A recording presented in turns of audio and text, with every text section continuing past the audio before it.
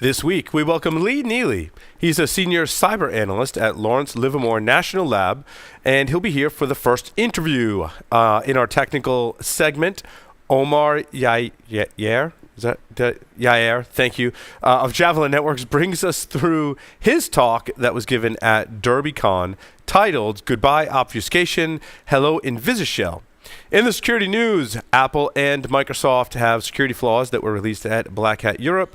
CCTV makers leaves at least 9 million cameras open on the internet. I know you're all upset that Google Plus got hacked, and even more upset that Google Plus is going away. U.S. weapon systems apparently can be easily hacked. Not all multi-factor authentication is created equal. And Kanye's iPhone password. All that and more on this episode of Paul's Security Weekly. This is Security Weekly, for security professionals, by security professionals. Broadcasting live from G-Unit Studios in Rhode Island, it's the show where exploits run wild, packets aren't the only things getting sniffed, and the cocktails flow steady. It's Paul's Security Weekly. NetSparker, the developers of desktop and cloud-based web application security scanners that enable you to automatically identify vulnerabilities in your web applications and web services. NetSparker scanners employ a unique and dead-accurate vulnerability scanning engine that automatically verifies vulnerabilities with their proof of concept. For more information, visit them on the web at netsparker.com or email at contact@netsparker.com. Today's determined attackers easily bypass even the most advanced network defenses. Trying to ramp up staff to detect their backdoors can cost thousands of dollars and take months, even years. With Active Countermeasures AI Hunter, we enable junior analysts to detect even the most advanced backdoors in a matter of hours. Sign up for a demo and purchase our product today by visiting activecountermeasures.com/PSW. Active Countermeasures. Make every analyst a hunter. And welcome to the show. But first, let me introduce you to our host, where the plank gets it, Mr. Paul Asadorian. Welcome, everyone, to Paul's Security Weekly. It's episode 578. We're recording on October 11th, 2018, right here in G-Unit Studios in Rhode Island. Mr. Larry Pesci is here to my left. And what was that board in reference to? Some show I haven't watched yet. Ed and Eddie? Yes. Gotcha. Awesome. My friend Plank. Your friend Plank. Well then. On the lines via Zoom or Skype. We should have practiced this anyway. Does it matter? It does, because if they're via Skype, I'm supposed to say via Skype. Technically. Really? Yeah. It's a thing. That's a thing. Yeah. It's a thing. Yeah. Oh. So on the lines, potentially via Skype, Mr. Jason Wood. Whoa. Jason, welcome. And he's muted. He's not Jason, in. you're He's muted. not And in the. I am muted. Ah, yes. Right. I know. So should have practiced that too. Right? Hey, everybody, how are y'all? you know, you're out of practice because you're not at the massage parlor. That's right. This is true. Yeah. I decided to just set up where I was today. Awesome. Also on the lines via Skype, Mr. Jeff Mann. Hey, I am in fact via Skype, Very and nice. I thought we were going to have a panel discussion with Larry starting out like that tonight. Oh, I see what you did there. Oh, I see. Oh, that was very punny. As my kids say, that's dad humor. That is dad humor. Mr. Joff Thayer is here with us also on the lines via Skype. Welcome, Joff. I would say barely. I'm in survival mode, running on a 24-volt battery bank and a generator, but I'm here. Oh, so really? It's good to be here. Interesting. So hopefully we have you for the whole show, Joff. Well, we'll see what happens. I'm down to 22.8 volts, so things might be a little iffy on the solar back end, but and my UPSs don't really like the generator output. I'm going to have to get somebody to adjust the frequency on that. But anyway, and here we are. Right? You find out your frequency on your generator is busted the minute you need to use it. Anyway. Make sure that you check out our DebbieCon 8 videos. That's what it says. It says DebbieCon. DebbieCon. Is that like a new conference? DebbieCon? DebbieCon? Is that like Pool Tool Girl? I think I had a girlfriend in high school named Debbie. Well, DebbieCon 8 apparently. DerbyCon 8 videos are on securityweekly.com /DerbyCon 8, not DebbieCon 8. That's a different page. Our interviews from Microsoft Ignite are at securityweekly.com/ignite. Let's see, Mr. Lee Neely. He's a senior IT and security professional at Lawrence Livermore National Labs with over 25 years of extensive experience with a wide variety of technology and applications, from point implementations to enterprise solutions. None other than Lee Neely is here with us. Lee, welcome. It's great to be here. Nice to have you. It was good seeing you at DerbyCon. Hey, Yeah. don't Hey, let his wife know. Louisville, right? Don't let his wife know. That's we right. should have added that on the end of that bio, and just a downright nice guy. Absolutely. Oh, Absolutely. And my wife says have the wagyu. Yes, when Shelley, his wife says, "Get the wagyu, get the wagyu." Get the good. Wagyu. Right. Get the Wagyu. That's going to be the title for this interview, is Get the Wagyu. So, Lee, There we go. how did you get your start in information security? Well, when I was in high school, we had the luxury of a multi-user system with dial-up terminals. And one of the kids said, here's the number to the local Pac Bell computer. Let's see what happens. So we dialed up, and this was 1976. There wasn't anything like, I don't know, a login. We got in, started looking around, and we realized we didn't know what the heck to do next. But that was fun. Happens to me a lot still today. Yeah, well, we also discovered what happens if you blanked out the first two characters of people's login name in memory in a multi-user computer. At that time, it logged them out without saving their work, Ooh. which meant we had to explain to our teacher why the teachers at the other high schools were really pissed. Right? Someone's told a story about that. Like, they basically killed the whole network when, like, a bunch of graduate students were working on their papers and stuff. So I don't think it was you, though. That would be bad. That would be bad. So then what'd you do after high school? How did your career progress? Or after prison, is the case. Right, yeah. After that brief stint in prison. Well, nothing a little, never mind. So I actually put myself through college working at Radio Shack in their computer department. And Wait, somebody has to explain to our listeners what Radio Shack is. And that they used to sell computers.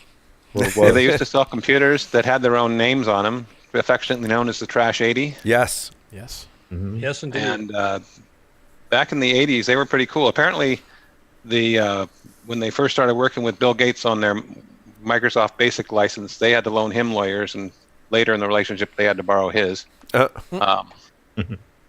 But yeah, so that was Nice to an have interesting friends. experience. My boss would come together with configurations for schools that were networked and the like, and he'd say, "I just sold this to the Turlock High. Will it actually work?" Well, maybe. Al, if you add a few things, yeah. A few things How like, much commission you got in there? like RAM. That's kind of important. Hard drives. Or the interconnecting cables or whatever. But crazy stuff. That was when we were doing networks where it was like you would load off a cassette tape on 16 computers at once, or they hooked up all the serial lines together to do networking. It was crazy stuff. Again, explain to our listeners what a cassette tape is. I mean, Jeff has a valid point. all the way. Jeff. Jeff has a valid point. Lee, Yes. Lee and Jeff are both dating themselves, but we're just being quiet that we also remember. Are they dating Well. each other sometimes too? Is it? Perhaps. Perhaps. I guess I shouldn't even talk about punched cards, huh?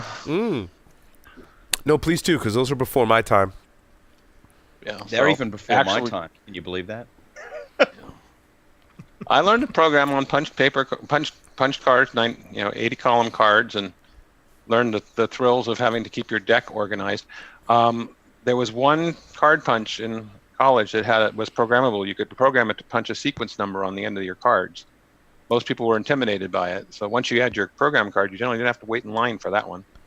And you still wanted stripes on the outside in case you dropped your deck, but the sequence number helped. Nice. I used to like to draw little animations so that when you fanned through it, you made a movie. I saw that. I was never quite that good. Right? And I'm bullshitting, but I've seen it done. Oh, yeah. So have I. I one of the kind of, best- you know, Lee, when you say that, when we talk about punch cards, like, I really wish that, especially the generation today, in my generation, had the opportunity to program on punch cards, because I kind of liken it to, when we talk about how do people get into security, we tell them, well, like, you should do stuff without all this automation. You should do some of the fundamentals without all that, automation. You should compile your own kernel, even though today largely you probably don't need to most of the time, but you should. And I feel like punch cards are one of those original things that dealt with computers that people should do. So more current reference, do you remember when to add drivers to Linux, you had to recompile the kernel? They weren't dynamically loaded? Yes. Oh, very Yep. painfully remember that, yes. I'll show you your scars if I show you mine. Yep. Yeah, that was painful. I was really glad when they got dynamic loading in there. And this is Old Security Nerd Weekly. Yeah, we're all dating ourselves. But anyway, so after that, I got the lab picked me up. I worked in IT for a while, and then in '89, I installed my first firewall.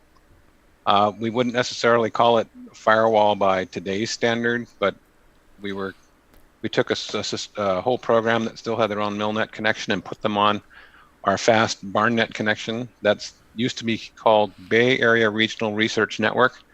They charged by the packet. Wow. Oh, wow. Yeah. Did you use the firewall toolkit? Didn't exist yet, but we had these two Cisco routers running in parallel, a couple of mail gateways that were also bastion codes. They were known as Pearl and Lee, as in the Pearly Gateway. But yeah, and we had a director from the program manager. If we ever get hacked, we're pulling the plug on the network. No pressure. I think it's something to be been a said fun for that 30 today. years since. Back then, you could pull the plug and take out the entire. I feel like that's harder to do today. Yeah. Or yeah. I even did some networking out to the Nevada test site where we had the last 30 miles was done over microwave based telephone systems doing PPP. Wow.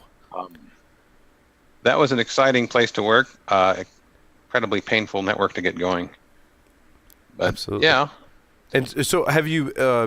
How long have you been at Lawrence Livermore?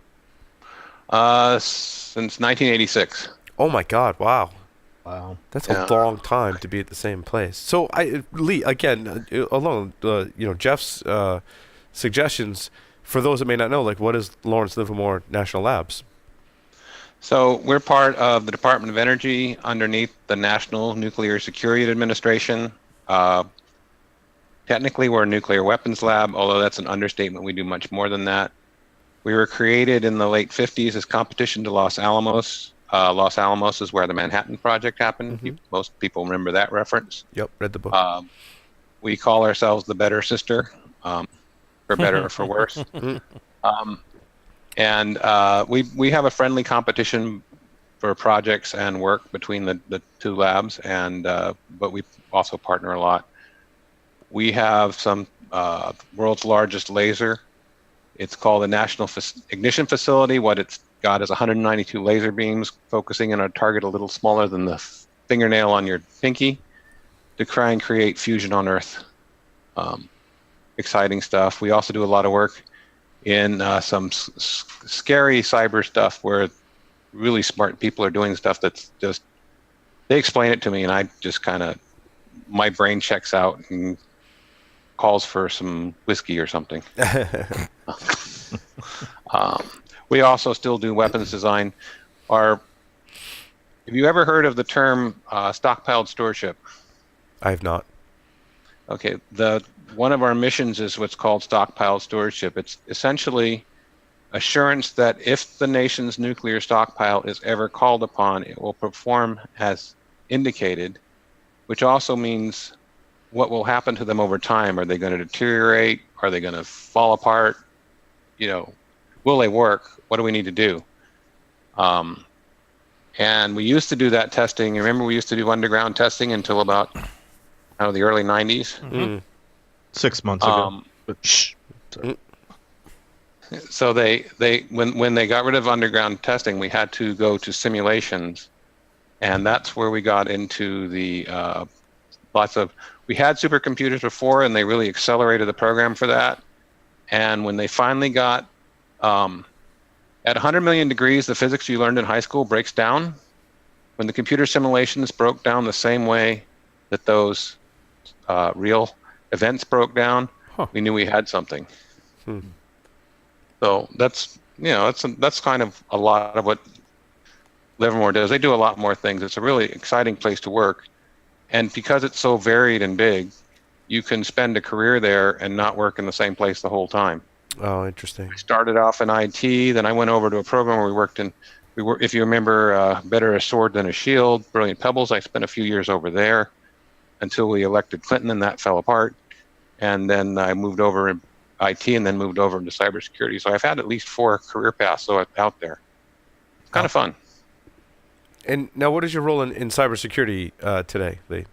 Well, I spent a lot of time in the compliance space. Whoops.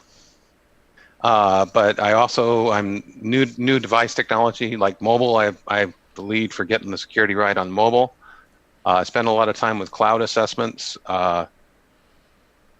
learning the difference between regular cloud and Fedramp. You find out how good Fedramp is, even though it's overburdened in bureaucracy. It's actually a huge advantage, and how far you can actually go with the right to audit. And let's see what else. Also working on what's the CDM, Continuous Diagnostics and Mitigation. That's the DHS directive to basically have continuous monitoring across the federal government for agencies that opt in.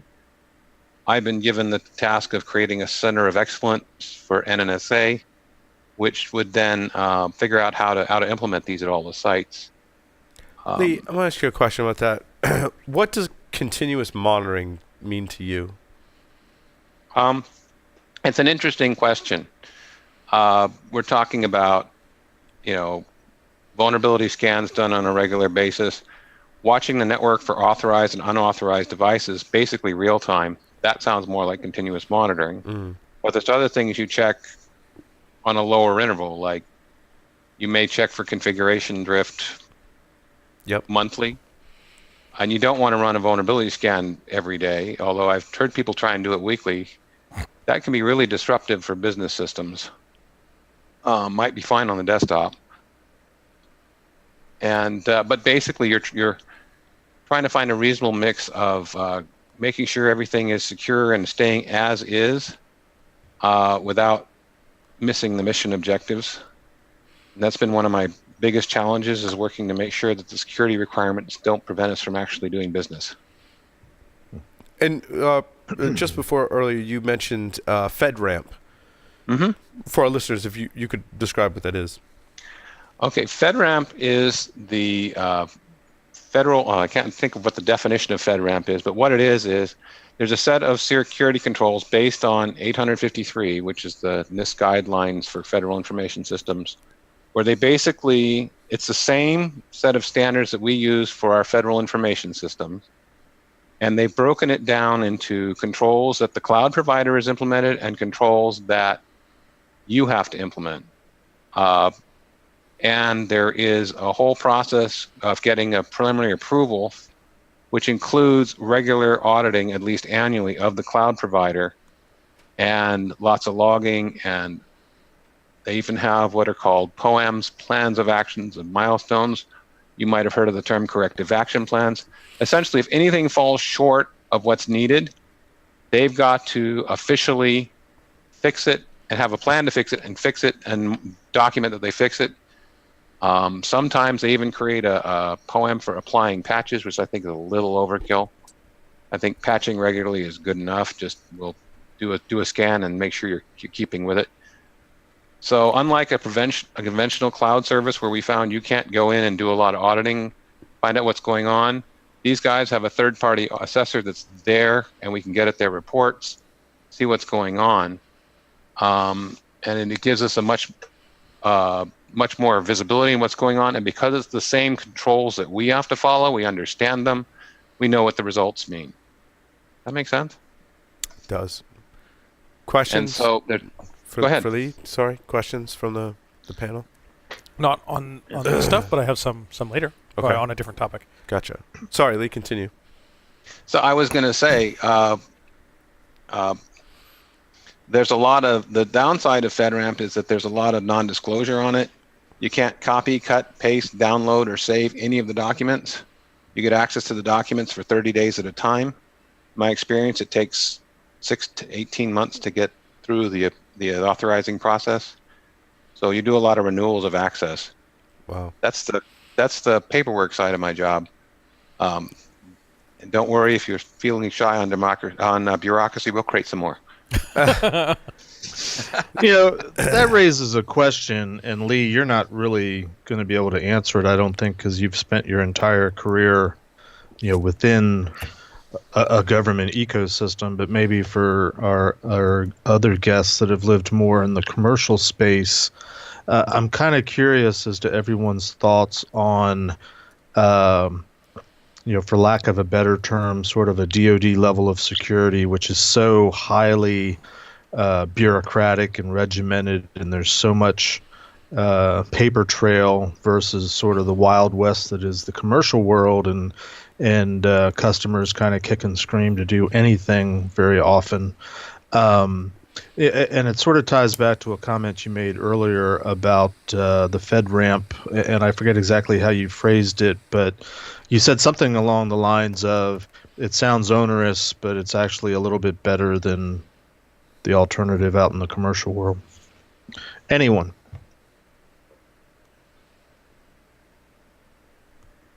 Crickets.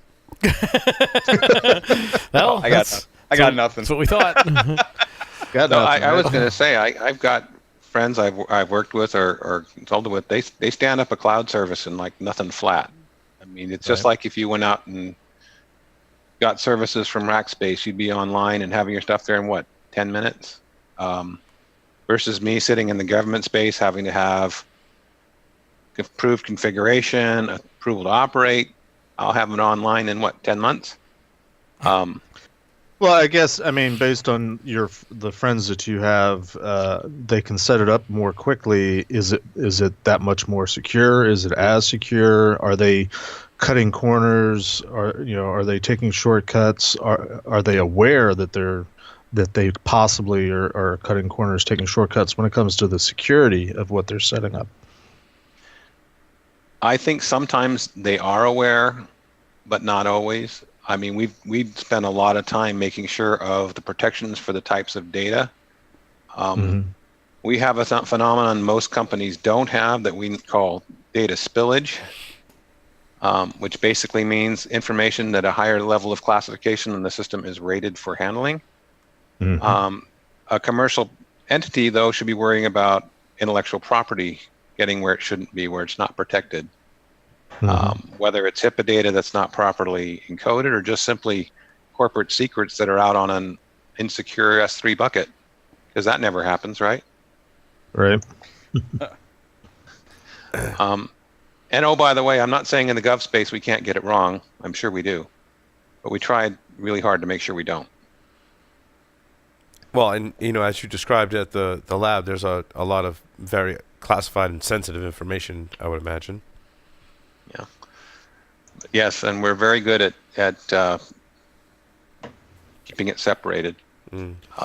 Gotta keep it separated. Well, the hard part is the folks that say, we don't have to worry about that, it's only unclassified. PII is unclassified, okay? Well, only unclassified, right? Yeah. So you don't mind if I just put your PII out where we can get at it easily, do you? Well, it's unclassified, right? I mean, Yeah. let's face Who cares? The Facebook program has put plenty of it out there, and hey, we've got we've got the massive data leaks from credit agencies. So I mean, who cares anymore? Right, that's all out there. Just don't let my biometrics out. Oh wait, what was there? 100,000 that's out there. biometrics released from OPM? Yeah, whoops. Yep, it happens for sure. Larry, did you you said you had another topic? Yeah. So, Lee, I understand you've been doing a little bit of teaching lately in various capacities. Oh yes, I have been. Thank you. I've been trying to you learn something cool. I've developed this inkling to take it on the road, and I've been learning the hard way what others have learned about how to create a classroom in a box that you can take somewhere. My first exposure to that was about 3 years ago when I tried to teach people how to reverse and change Android applications. Joff gave a presentation at DerbyCon about how he was able to not only do that but created a Python script for I think your roast is done, Lee. That's actually one of my it's my Zondom clock, which I was given as a present a few years ago, and I was going to stop it before we started, and I forgot. Well, we're kind of glad you didn't, because now the roast is done. That's right. That's right. So yeah, dinner is ready. Awesome. So anyway, I progressed to other types of engagements, including from mobile device testing to ethical hacking for IT auditors, and red-blue type engagements. And what I've learned is it can be very difficult to pull a classroom together that you can take on the road.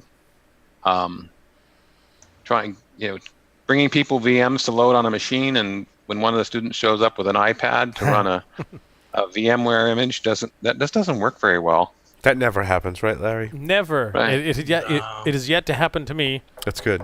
Knock on wood, because now my next class. And you remember when the hotels were taking out a locally brought-in Wi-Fi network a couple years ago before they determined that wasn't legal? Yes. That's right. That's because they were being sold all that fancy, rogue elimination technology, and so they decided to turn it on. Yeah, and so I've conducted classrooms where the hotel has taken out my Wi-Fi. Or a couple years ago, apparently we had a student taking out the Wi-Fi, which was just about as disruptive. That's actually more sporting, at least. Yeah, so I'm actually thinking that we were looking into whether we could do a hosted solution instead of trying to bring all that crap with us, and then we could use a lightweight connection up to the client. The downside is the student doesn't leave with a machine with all the tools. I mean, you remember what it's like when you popped your first shell, right? And a lot of auditors never have been exposed to that, or never seen what Meterpreter will actually do, or just even an Nmap scan. Let's get real base. Do we need to ask the for the benefit of the audience to explain what popping a shell is? No. We've been doing this a while, haven't we? Yeah. We're in sync. If there was a SANS instructor in the house, I'm sure they could explain it. Hey, wait. I think there might be a few. Couple. Let me count the ways. 1, 2, crunch.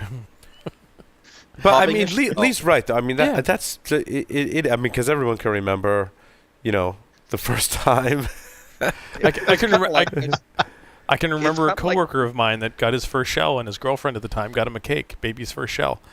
Exactly. I was just about to say, it's kind of like awesome. You losing your InfoSec virginity. It's like, woohoo! Hey, and it has to be like someone else's system, and you're not doing it yourself in the lab, because that's different. Yeah, well, we call that masturbation. Right. Thanks for spelling that right out there, Joff. I was trying to be subtle about it. Oh, I think his generator's I going. comfort down here. Company down here in the gutter, because I live down in the gutter if possible. Subtle is my middle name. Sorry, choking on my drink. So Lee, you said it was a classroom in a box. Is that how you described it? Yeah, what we did is we had for the server we had a couple of NUCs and a Wi-Fi access point, and I was working with Jim McMurray, who I know some of you know, and he put the whole business in a Pelican case, and that was literally what we drug with us. And although last time I just used my laptop because I was providing a little different environment, and then we had a variety of clients. One time we even brought 40 Chromebooks with us for the students to use.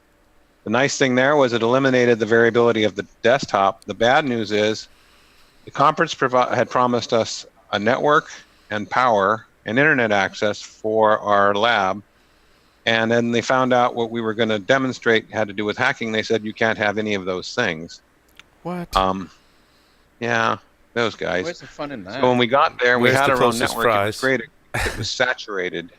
The Chromebooks kept dropping off the air because there was too much Wi-Fi, and we were down in the basement, so there was no way we're going to get like a hotspot to provide us internet access. And I think it was Autopone we were trying to show, and that needs internet access in order to work. Among other things, we had several tools. Yeah, but it was kind of fun. A lot of us, I think here on the panel especially, have had these struggles where you go teach a class, and I feel like this is a good time to have this debate because we haven't had it in a while. But that is when you show up to teach class on security and hacking stuff, do you give all the students a laptop? Do you give them requirements to make sure they bring a laptop with the requirements? Because that's challenging as well. Do you have internet access? Do you have your own network? Do you just put the whole class up in the cloud? Like, what are some of the pros and cons to that, and where have you seen it work best? Lee, do you have any comments on these, given you're our interviewee? Well, I was going to hear what you had, because some of those questions, the exact ones I've been dealing with. When it came to the Chromebooks, we realized that it was because we bought used Chromebooks, so they were about $30 a piece. Nice. And we figured that, but hauling 40 Chromebooks on a plane in Pelican cases is not as sexy as it sounds. So giving them to the students was really the play to win. Yep.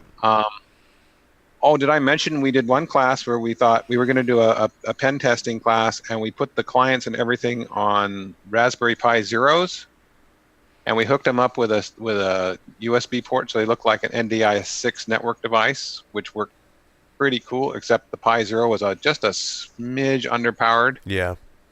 Running Chrome and Burp and anything was no. Actually, starting up Burp ran the load up to 25, and it eventually just rolled over and put its little feet in the air. I've tried many different variations. I kind of like just giving all the students a laptop. The problem with that is it drives the cost above the class. Sure. Unless you do the inexpensive Chromebook. Yep. $30. Yeah, that's pretty good. But the problem is, you still then got to ship all those, right? Or take them on an airplane. Put them on a plane. Yep. Yeah. And this is what Jay Beal did when at Black Hat this year, because he had some mixed success with the class at DEF CON in the previous year at Black Hat, where everybody brought their own stuff and he gave everybody a VM. He bought some fairly inexpensive Dell laptops that were convertible and touchscreen, and they were pretty sexy, but they were really inexpensive. And he loaded an image on those devices, and the students got to take them home. And everything that they needed was right there, and it didn't marginally increase the cost of the class all that much. Right. The biggest challenge was he had to build 30 laptops, 40 or 50 laptops. How many students did he have? 40? I don't. However, but still, it was still Good quite a challenge. Yeah, that's awesome. Still quite a challenge. Yeah. There's an in between option. What worked fairly well for me twice was instead of getting the whole machine, doing live boot Kali. So I just had to have a machine that could boot the Kali VM, and I can give the students the USB, and you can get 10, 16 gig USB for under $30 now. Yeah. Yep. And then, of course, now everybody's machine needs to be able to boot from USB, and they need to know how to do it. They need to change the BIOS, and maybe they don't have access. That's the problem is you run through and teach these classes. Were you in my class when we were doing this? Yes. You were. We've been there, Lee, some of the same challenges that we fought with some of the most recent versions of 6.17 and things we've been fighting for years with 6.17. First, it was bootable media, which was DVD at the time when you and I took the class, CD at the time. Some of the most recent ones have been VMware. In some of the cases, we tried to meet the lowest common denominator of a 32-bit operating system for the VMware guests. One of them got moved to 64, and there was that one person in class with Windows 7 32-bit that they couldn't run the 64-bit OS. There's always one. We had some folks literally read the laptop requirements literally, and it said XP or greater, so they brought XP. Like they had to hunt in their this was a year and a half ago. They had to hunt in their organization to find a laptop that had XP on it still. Wow. Oh my. This all begs the question. Larry wins We the internet. started out by reminiscing on the old days and how primitive it was, but it doesn't. In some ways, it sounds like some things have never changed. The technology is amazing, but we're struggling with making things work. Maybe it was better back in the old days when all we had to do was worry about would the phone call go through. Bullshit. No, seriously. I mean, what would you have done if it wasn't for virtualization? Virtualization is huge. It has enabled an amazing amount of instruction to go forward. I mean, for all of the troubleshooting that we do, to have the ability to pop up a virtual machine that's like a Kali VM or a customized Linux VM is huge for us instructors. I mean, yeah, there's problems, but, you're going to have problems everywhere. And then we go further. Now we can do virtualization and pop up machines in the cloud, which I think is actually going to be the next wave. We just have a lab in the cloud and we just tell them to connect to it with a standardized client. That's really going to be the way to go, I think. The problem remains reliable internet access. Right. Well, that's true. And actually, there are some environments, as some of us are well aware, that internet is, well, let's just say, not permitted. You may be teaching in a secured communications facility, and so we definitely or at a hotel, which for whatever reason can't provide reliable internet. We may be teaching in a hotel with crappy internet. They all just have crappy internet. It's terrible. Every single one of them. Every single one. I don't understand. Much as I can, I'm calling curmudgeon bullshit on you, Jeff. Sorry, man. No, sorry. Well, I wasn't referring to training as much as just hacking in general. Sorry, Jason, did you have something? Hold on, Jason. I was just going to say, as much as I can, when I'm building a class, I try really hard to remove that dependency for internet access and have as much as I can hosted there. I've even had DNS servers set up to resolve to a file server on the inside of the Wi-Fi network that I set up to pull down things and whatnot. And you do end up troubleshooting, but at least keeps more things in our control than, we had internet access, except it's, you've got a connection, but you can't get anything through it. Well, I mean, we do a lot of these conferences at the same hotels. Can't we they should just allow us some data center space. Like, can't we just rent like a rack and just leave it there? Yeah. Like, that'd be awesome. Yeah, I'd love to rent a rack too, but it sounds dirty when I say it. But Weren't you just in seriously, in the Python class, I'll give you an example that kind of lines up with what Jason's saying. Our DHCP server that we brought in on an isolated network had a default gateway, and it didn't need to have a default gateway in the configuration. And so we actually have a networking lab in that class, and part of that networking lab is to do some sniffing work. Well, if you have a default gateway on a DHCP server that you have in an isolated network, everybody keeps opting for the default gateway, and you get a network storm of sorts as everybody's trying to talk to the internet because nobody can shut off that, or even resist that urge of trying to, get their internet crack while they're in class. So we had to make some like inline adjustments as we're teaching the class to deal with silly things like that. And I think Jason's right on the money. Same thing if you're going to do, local DNS and actually resolve it to some local resources on an isolated network. That's definitely the way to look at it, because you can then control the environment and deliver what you need to deliver. The only catch to that is you've got to work your tail off to make it consistent and fairly reliable. If you've got little gotchas somewhere, somebody's going to get it. Yeah, no, that's very true, right? I mean, the downside is you're going to have to work real hard to get it just right, and it takes a lot of testing, it takes a lot of time. But I think that's a good case for hiring a fleet of interns and setting them to work. Jeff? Yeah, if I may, I was hoping we could shift gears a little bit because there was something that Lee had mentioned that he's working on that I was hoping we could spend some time with, and that is mobile security. My day job the last couple months has been working with customers that are trying to implement security on a mobile device and finding out that it's really hard to do. And I've been looking for hardening standards, hardening guidelines, configuration standards, and I see lists of things to do and avoid, but I struggle to find anything authoritative in terms of how to lock down a mobile device. And I'm hoping Lee can help me out here and talk mobile for a few minutes. Sure, I can talk mobile for a couple minutes. Great. What I found when I first started messing with hardening mobile, well, back when we had, remember Blackberries? Yes. and QNX was going to save their day, except for the saving their day part. So I actually in 2011 created a hardening guide for iOS, which I haven't updated much since then. You'll find it in the Sans Score project. And I also created a more generic approach to what to look at, kind of risk-based.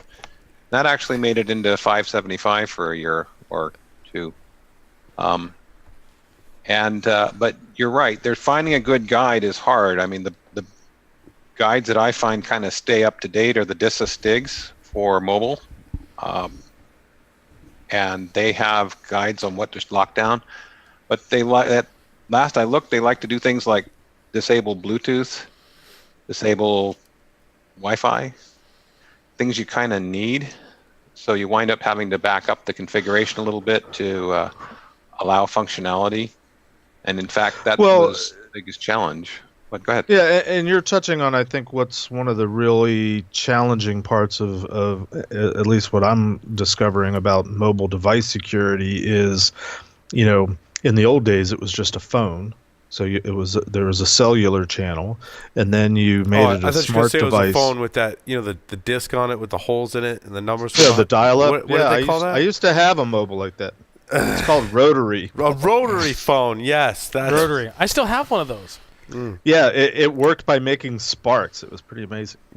But you've got you've got the cellular channel, you've got near field communications, maybe you've got Bluetooth, you've got Wi-Fi. There's all sorts of different channels, and sort of to top it all off, you have the ability to plug it into a laptop or another device. Mostly for, I think most people probably use it to, download photos and videos and stuff like that and all that social media stuff. But, all the things that are built into a mobile device to gain access to some network and or share files and things like that, and try to lock all that down and do it in a way that's kind of doesn't brick the device, because you still need to use it. It's really hard. Yes, it is. I don't see any good guidance out there. I will look at the Diagnostics if I can get to them. Who's laughing? That's all right. Who do you think is laughing, Jeff? Go ahead, Jeff. Call the guy's Cal calling again. bullshit on everything. That's me. You all right, Jeff? I'm sorry, man. You said Diagnostics. I mean, I'm thinking PCI is coming at any minute. I didn't say that. You did. I said Diagnostics, and I'm not saying PCI. You can't make me say PCI. You just said it twice. Oh God, he said PCI. But you're absolutely right. There's so many interfaces on these things. It's no more just a phone or just with internet. It's got everything on it, and everybody needs all of it, or they will roll over and die on the spot. Mm-hmm. One of the things we tried to do to kind of compromise a little bit was get a reasonably secure device, but allow personal use too. We would put our lab mail and data in a container that was isolated, locked down, and then they could use the rest of the phone. They could surf the web. They could have their social media, their personal email, and everything was copacetic until that wasn't enough. And so we just basically had to work and adjust it. What I'm looking at now is a new technology called mobile threat detection. The idea is it dynamically detects issues and shuts down functionality, to at least try and protect the user from themselves based on where they are and what's going on. And there's a lot of hype in that comment. I know that, but I'm trying to find out where's the reality, where the useful point is, because yeah, users sometimes do crazy things. No. One No. of the issues with the mobile device management is if the user owns the phone, which typically they do, and you're putting software on their phone in order to allow them to access something and enforcing restrictions on their phone, a lot of users feel uncomfortable with that and won't do it because they feel like you're spying on them, which, depending on the software, could be very likely. Even though they have the Facebook app on their phone, but that's a different story altogether, right? Yeah, but they don't trust that. Yeah, Charlie, are you all right? You got a call or? No. Oh. I hit something and I tried to mute it before it came over the No worries. podcast. It's very challenging right now, and they like I said, they use the device for personal and business and mix it all up. I had one friend who had BYOD from her company because they refused to buy them corporate devices, and then they enforced all kinds of crazy security restrictions on the device. And I'm like, how are the users accepting that? And it's like, well, it's our only option if we want to have a mobile device.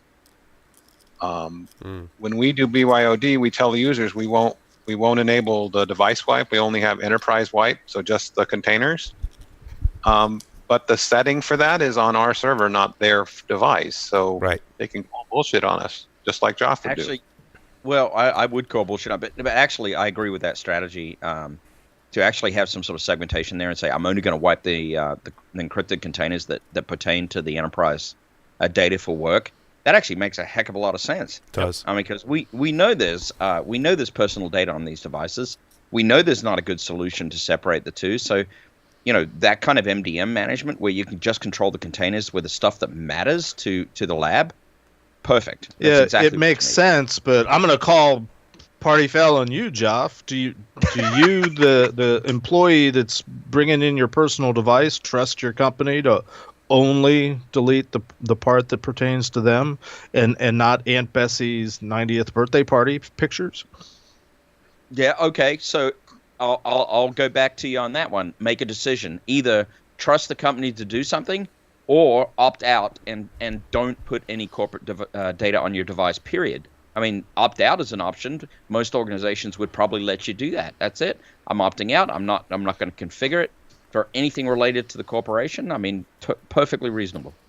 I advise that people just go get another phone, like a cheap phone, and that's the one they use for work.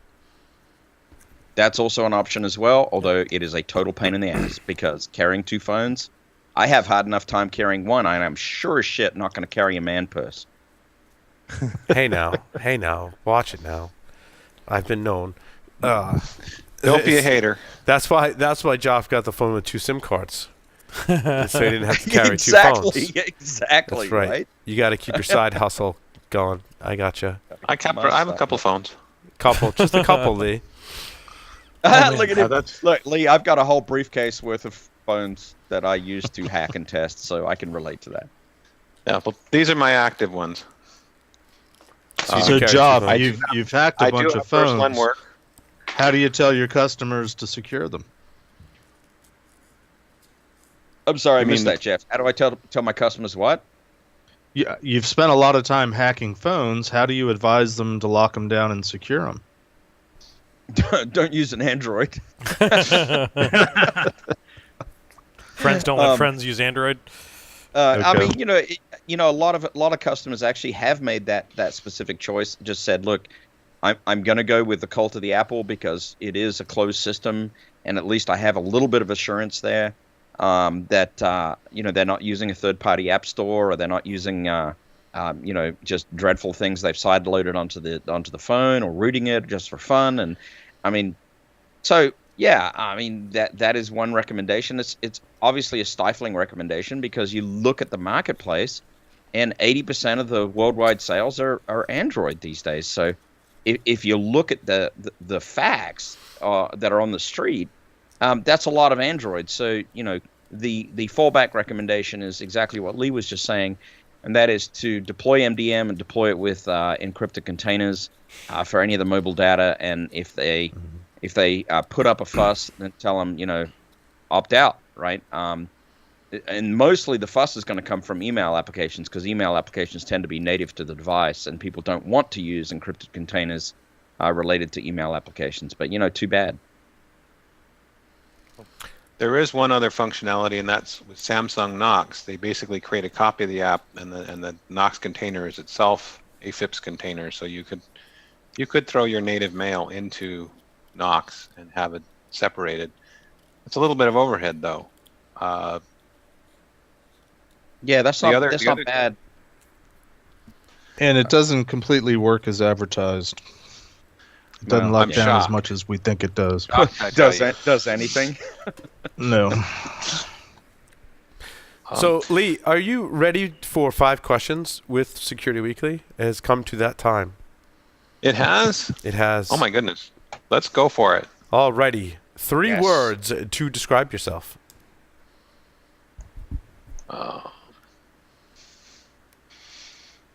Introverted computer geek. If you were a serial killer, what would be your weapon of choice? I'd want something quiet, not very traceable. Oh, what the hell? A hatchet. Oh, what the hell? A chainsaw. I mean, Exactly. Go large or go home, right? What the hell? A drone strike. Oh, I like that. global thermonuclear war. Yeah, that's quiet. Not traceable. That we play a game? That's right. The only way to win is not to play. Lee, if you wrote a book about yourself, what would the title be? The Crazy Road Traveled, and Order the Wagyu Beef. Oh, we've got co-author that one. In the popular game of Ask Grabby Grabby, do you prefer to go first or second? Second. Choose 2 celebrities to be your parents. Alive, dead, fictional, or otherwise. Oh.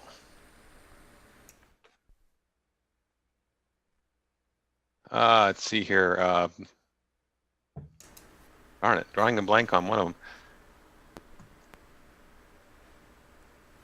Oh, what the hell? Let's go with Wonder Woman and I don't know, Turing. Ellen. Turing. Linda Carter, Wonder Woman, or the more recent one in the movie? Yeah, I was just going to ask the same. The recent badass. Okay. Yeah. I forget what her name is. Oh, Someone? yes. Linda Carter had her benefits.